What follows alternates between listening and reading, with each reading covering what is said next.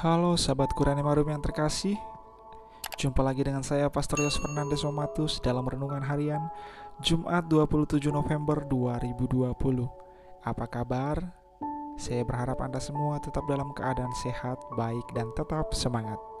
Bapak Ibu Saudara-saudari yang terkasih, mari kita siapkan hati dan pikiran kita untuk bersama-sama mendengarkan dan merenungkan sabda Tuhan. Mari kita tandai diri kita dengan tanda kemenangan Kristus. Dalam nama Bapa dan Putra dan Roh Kudus. Amin. Bacaan pertama hari ini diambil dari kitab Wahyu bab 20 ayat 1-4, dilanjutkan ayat 11-15, dilanjutkan bab 21 ayat 1-2. Aku Yohanes melihat seorang malaikat turun dari surga, memegang anak kunci jurang maut dan sebuah rantai besar di tangannya. Ia menangkap naga si ular tua itu, yaitu iblis dan setan, dan ia mengikatnya 1000 tahun lamanya, lalu melemparkannya ke dalam jurang maut. Pintu jurang maut itu kemudian ditutup dan dimeteraikannya. Jangan sampai naga itu menyesatkan lagi bangsa-bangsa sebelum masa 1000 tahun itu berakhir. Kemudian naga itu ia akan dilepaskan untuk sedikit waktu lamanya. Lalu aku melihat tahta-tahta dan orang-orang yang duduk di atasnya. Kepada mereka diserahkan kuasa untuk menghakimi. Aku juga melihat jiwa mereka yang telah dipenggal kepalanya karena kesaksian tentang Yesus dan karena sabda Allah. Mereka itu tidak menyembah binatang dan patungnya, dan tidak menerima tanda binatang itu pada dahi dan tangan mereka. Mereka hidup kembali dan memerintah sebagai raja bersama dengan Kristus untuk masa 1000 tahun. Lalu aku melihat sebuah singgasana putih dan besar, dan aku melihat Dia yang duduk di atasnya. Dari hadapannya lenyaplah bumi dan langit, dan tidak ditemukan lagi tempatnya. Dan aku melihat orang-orang mati, besar dan kecil, berdiri di depan tahta itu. Kemudian semua kitab dibuka. Juga sebuah kitab lain dibuka, yaitu kitab kehidupan. Dan orang-orang mati dihakimi menurut perbuatannya, berdasarkan apa yang tertulis dalam kitab-kitab itu. Maka laut menyerahkan orang-orang mati yang ada di dalamnya. Demikian pula maut dan kerajaan maut menyerahkan orang-orang mati yang ada di dalamnya. Dan mereka masing-masing dihakimi menurut perbuatan mereka. Kemudian maut dan kerajaan maut itu dilemparkanlah ke dalam lautan api. Itulah kematian yang kedua, yakni lautan api. Dan barang siapa namanya tidak ditemukan tertulis dalam kitab kehidupan, dilemparkan ke dalam lautan api itu. Lalu aku melihat langit dan bumi yang baru. Langit dan bumi yang pertama telah berlalu, dan laut pun tidak ada lagi. Dan aku Yohanes melihat kota kudus, yaitu Yerusalem baru, turun dari surga, dari hadapan Allah, berhias bagaikan mempelai yang berdandan untuk suaminya.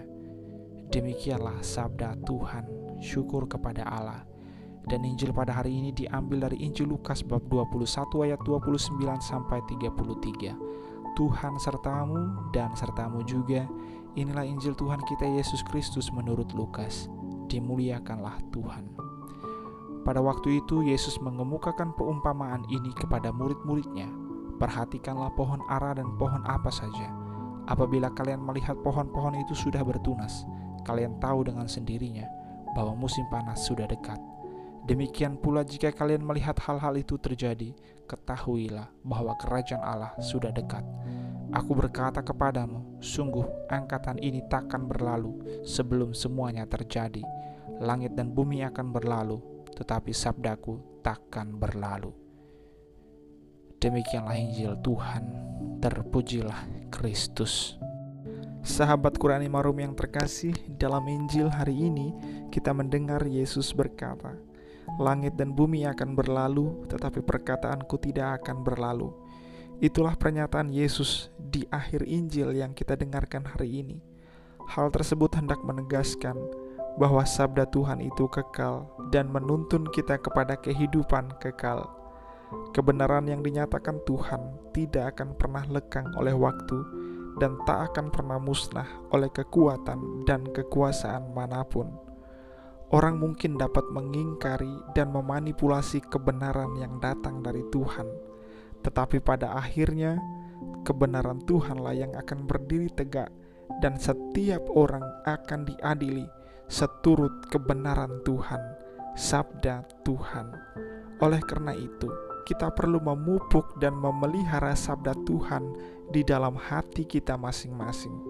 Kesediaan dan kesetiaan untuk membaca, mendengarkan, dan merenungkan sabda Tuhan akan mengarahkan seluruh diri kita, pikiran kita, perbuatan kita, dan perkataan kita kepada hal-hal yang baik, kepada apa yang baik, perlu, dan penting untuk keselamatan dan kehidupan kekal kita kelak.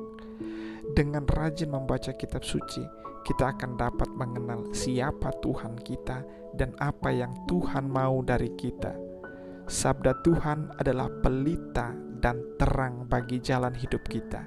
Itulah yang dikatakan oleh pemazmur, dan itu berlaku dari dahulu hingga kekal. Tidak ada kepalsuan dan tidak akan pernah berubah. Semoga semakin hari kita semakin tergerak untuk rajin membaca, mendengarkan, dan merenungkan sabda Tuhan, agar seluruh diri kita dan hidup kita sungguh diterangi dan dituntun oleh Allah sendiri.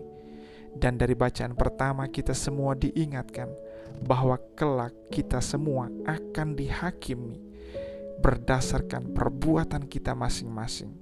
Pada akhirnya kita akan menuai apa yang kita tabur di dunia ini. Kalau kita menabur kebaikan, kelak di kehidupan kekal kita akan menuai kebaikan dan kemurahan dari Sang Ilahi. Begitu pula sebaliknya, kalau yang kita tabur adalah kejahatan, kebencian, kemarahan, iri hati, dan seterusnya, maka kelak hukumanlah yang akan kita tuai, yang akan kita terima. Saudara-saudari yang terkasih, sahabat Qur'ani Marum yang saya cintai, tebarkan dan taburkanlah kebaikan selagi kita masih diberi kesempatan untuk hidup di dunia ini. Salam, Tuhan Yesus memberkati.